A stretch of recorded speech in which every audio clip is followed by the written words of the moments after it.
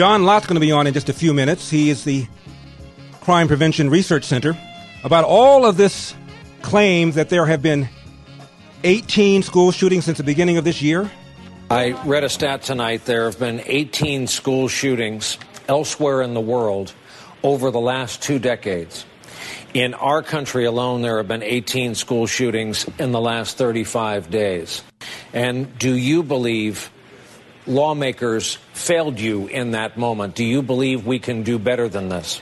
Go a little bit bigger picture here for me. 18th school shooting this 18, same number? Year. I keep saying that because it's only the middle of February. Right? We are the scourge of the world when it comes to these. Nobody is worse than we are. How does that not make the MAGA agenda? It seems the question to ask Marco Rubio and Rick Scott. Do I hear 18?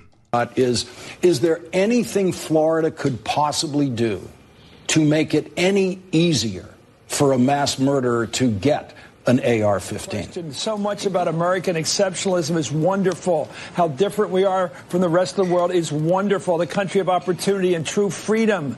And this part of the American exceptional story isn't so easy to sell. I have 10 nieces and nephews. We're talking about bump stocks. We're talking about legislation. A child of God is dead. Cannot we acknowledge in this country that we cannot accept this? I can't do it, Wolf. I'm sorry. We can't do it. Yeah. Of course, what happened is absolutely tragic. 17 people dead, several more injured. But 18 school shootings since 2018? I told you a couple of days ago that was false. And I'm holding in my baby brown libertarian fingers an article from the Washington Post. Not exactly Breitbart, not exactly Heritage. Headline, no, comma, there haven't been 18 school shootings in 2018. That number is flat wrong, period, end of quote. We'll be talking to John Lott about that in just a few minutes. Here's what Jimmy Kimmel says. Jimmy Kimmel's amazing, isn't he? This guy is an expert in healthcare, expert in firearms, and every now and then he tells a joke. Nick Foles are on the way. But first, as I'm sure you know and feel, this is another very sad day in America, another senseless shooting, this time at a high school in Parkland, Florida, where a gunman, a former student, opened fire yesterday. Again, 17 lives have been lost, more than a dozen people are hospitalized. And our president, as he should, weighed in on the tragic events this morning from the White House. You like to say this is a mental health issue, but one of your very first acts as president, Mr. Trump, was to actually roll back the regulations that were designed to keep firearms out of the hands of the mentally ill. You did that. Your party voted to repeal the mandates on coverage for mental health. So I agree this is a mental illness issue, because if you don't think we need to do something about it, you're obviously mentally ill. Penalty flag, holding in my baby brown libertarian's finger, article from Reason magazine, quote, no, comma, Trump did not make it easier for mentally ill people to buy guns. What happened is that in the waning days of the Obama administration, he signed some executive order that would have made it more difficult for the mentally ill to get a weapon. It never would have gone through. The ACLU opposed it. It would have been dead on arrival, and Donald Trump simply ignored it. So he didn't make it easier for mentally ill people to buy guns. He left things the way they were. Unbelievable. Now,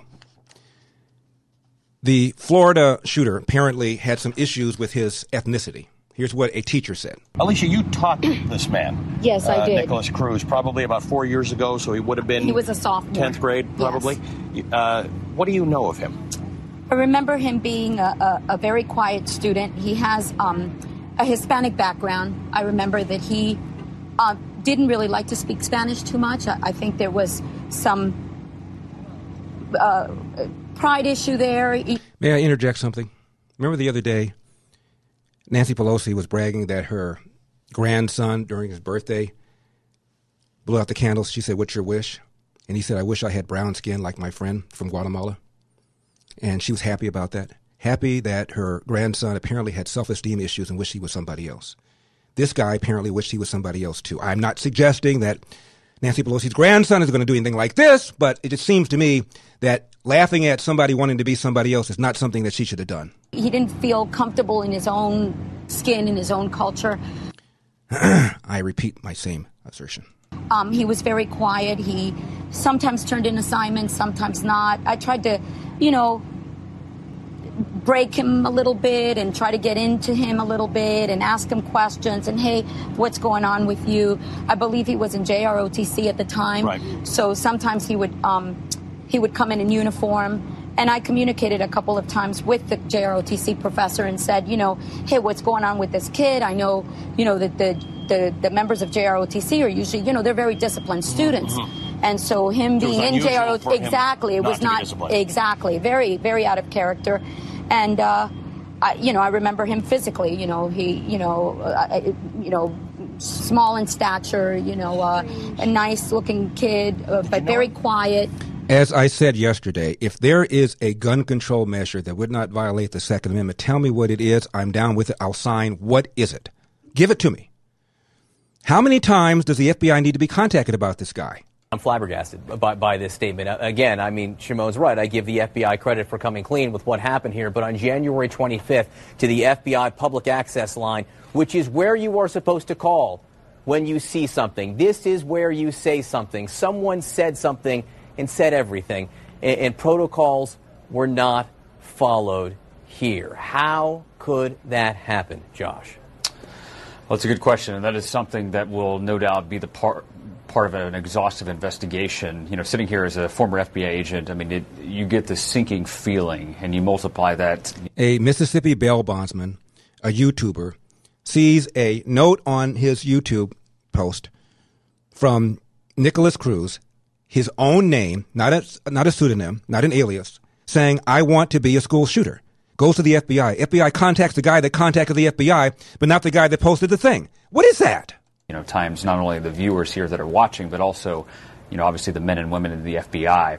You know, these types of situations, again, as I said, this is the nightmare where, you know, you look back and identify that there was perhaps information in your holdings that could have saved lives. I mean, it is the nightmare scenario.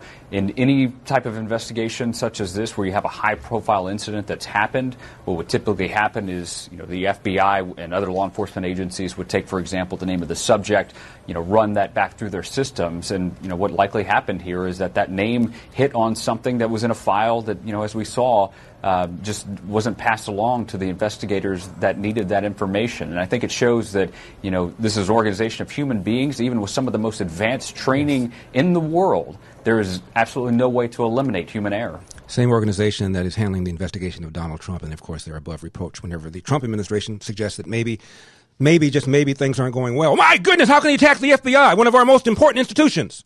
Let me again, I want to read this to you again, because the words that the FBI just put out here in and of themselves need to be heard. Someone called the FBI tip line on January 5th. The caller provided information about the killers, the ultimate killers, gun ownership, desire to kill people, erratic behavior, disturbing social media posts, as well as the potential of him conducting a school shooting. Now, the man did everything but call 911 and still no action was taken. I don't know what to say. Say something, see something, say something. I do it. You don't take any action.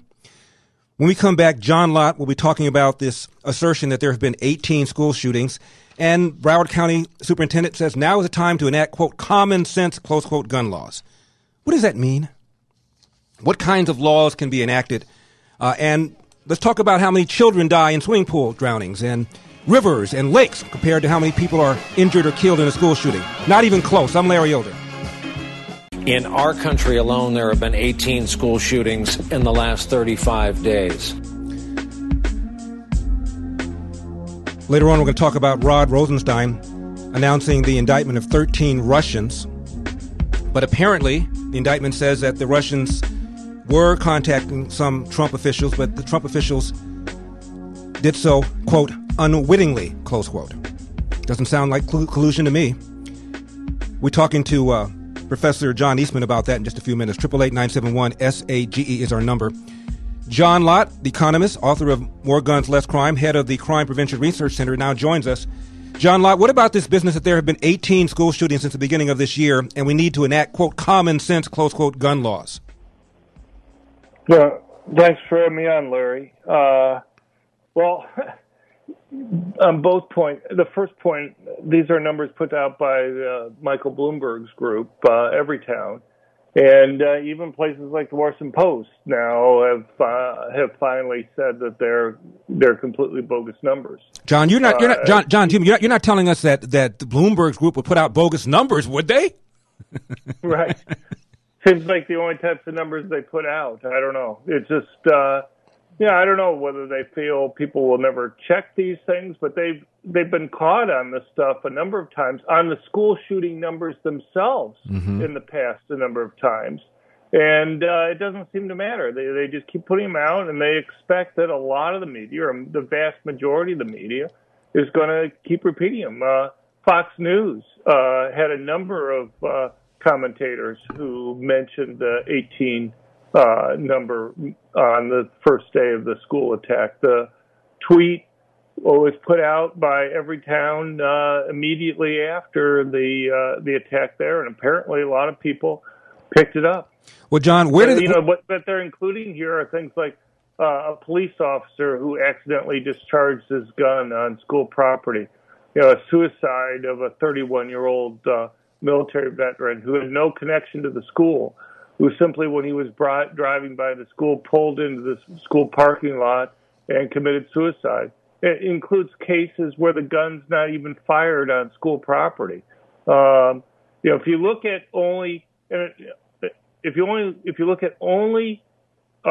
cases involving K through 12 schools where the gun is fired on school property, and you exclude suicides, you're talking about 4 cases. And only 2 of those were cases that involved fatalities. They're not the types of things that you would think about when we mix it in with the discussion about school shootings on Tuesday. My guest is John Lott with the Crime Prevention Research Center. John, Senator Murphy from Connecticut said, quote, "This only happens here in America," close quote. Does it only happen here in America? I mean, I don't know how much more absurd something like that can be. I mean, in France, in 1 year, 2015, they had more casualties from mass public shootings in just that 1 year, a country 1/5 our size in population, than the United States had in all 8 years of the Obama administration. Just France. The European Union as a whole has casualties from mass public shootings that's higher than what we have here in the United States. And once you get outside of Europe and the United States, the rest of the world is extremely high. I mean, it's just hard to even grasp that they could be just making up such claims. But I mean, it's the type of statement that former President Obama constantly made when he was president. And again, you even had places like the Washington Post that would call him on that, just saying that the statements were completely made up. But I don't know how anybody could, who's paid even slight attention to the international news, could make such a statement. John Lott is my guest. Crime Prevention Research Center is his organization. John, I remember after Sandy Hook, Obama came out and he tearfully talked about the inaction on the part of Congress to do something about gun control. Just the other day, I'm watching a host on one of the cable shows, and she says parents are just terrified to send their kids to school. There are 100,000 schools in this country. The likelihood of being killed in a school shooting, probably, John Lott, is about on par with the likelihood of being killed by a lightning strike. It's just extremely rare. Yeah, no, it is very rare. Look, I have to tell you, and I'm sure you can appreciate this, I find this unbelievably frustrating. You have gun control groups that within an hour or 2 of the attack are out there calling for new gun control laws. Of course, the big law that everybody was pushing for immediately was these background checks on private transfers of guns. It's the one law that President Obama pushed every single time after one of these mass public shootings. And, you look at this and you say, okay, now we know it wouldn't have mattered in this case. There's not one mass public shooting during this entire century where that would have mattered. And yet they keep using these mass public shootings to push this law. It has no connection with it. You look at discussions, Senator Nelson from Florida was on the TV, again, within hours of the attack, pushing not only for the background checks, but pushing for denying purchases to people on the terror watch list, and misstating what the debate was between the Republicans and Democrats. I mean, first of all, again, not one of these attacks has involved a terror watch list. And in any case, the difference between the Republicans and Democrats on this was that the Republicans wanted to have judicial review over people who were put on the watch list. And even then they wanted to have a low standard, just probable cause that there was a good reason for you to be there, not preponderance. I mean, you're a lawyer, you understand this, not preponderance of the evidence, which means like it's at least 50% likely, or beyond a reasonable doubt, which is, almost certain about it. Nothing like those standards. And yet the Democrats didn't want to have a judge reviewing some anonymous bureaucrat who may have thrown people's names on the list. And, it's just, so they push all these things. They have nothing to do with this attack, nothing to do with any of the other attacks this century. John Lott, John Lott, Crime Prevention Research Center. John, as always, thank you very much for coming on and clarifying all this stuff for us. We really appreciate it. Thank you.